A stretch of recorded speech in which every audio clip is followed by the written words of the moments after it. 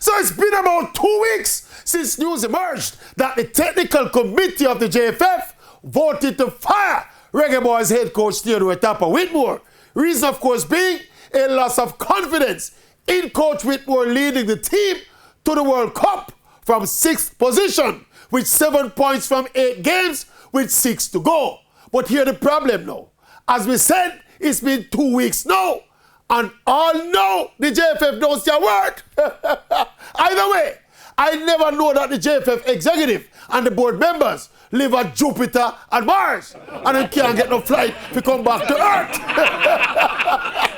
But seriously though, this kind of indecision and uncertainty cannot be good for anyone involved. It cannot be good for what is left of the campaign. It cannot be good for the players and the team. It cannot be good for Coach Whitmore, whether he is going to stay or is going to go. Yes, the leadership of the JFF need to step out like true leaders for once in their life and make it clear. Either way, we are going to sanction the firing of Coach Whitmore as recommended by the technical committee, or we refuse the recommendations and we stand firmly behind Coach Whitmore. Instead of this,